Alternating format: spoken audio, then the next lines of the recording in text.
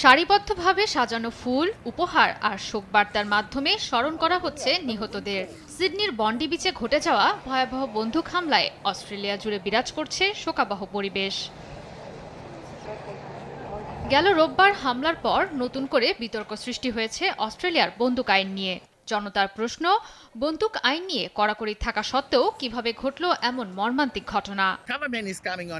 সরকার বারবার বন্দুক আইন কঠোর করার কথা বললেও বাস্তবে তা হচ্ছে না। ফলে জনগণের মধ্যে বিরক্তির সৃষ্টি হয়েছে।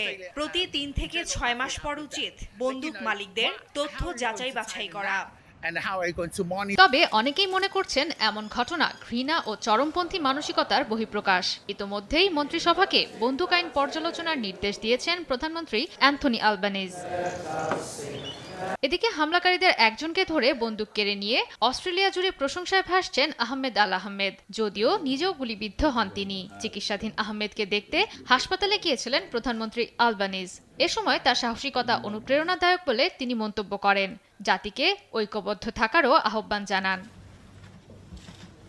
প্রধানমন্ত্রী আলবানিজ জানান, ইসলামিক স্টেট বা আইএস এই হামলা চালায় বলে প্রাথমিকভাবে ধারণা করা হচ্ছে। জব্দ করা গাড়িতে মিলেছে আইএসের পতাকা। আমরা অ্যান্টিসেমিটিজম বিষয়ক বিশেষ দূতের প্রতিবেদন হাতে পেয়েছি। বর্তমানে তা বাস্তবায়নের কাজ চলছে। ব্যবস্থা নেওয়া হচ্ছে ঘৃণামূলক বক্তব্য, নাৎসি প্রতীক ব্যবহার এবং অনলাইনে ব্যক্তিগত তথ্য ফাঁসের বিরুদ্ধে।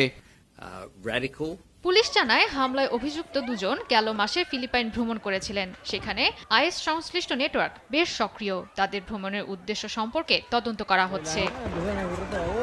জয়া সরকার, নিউজ ডেস্ক, দেশ টিভি।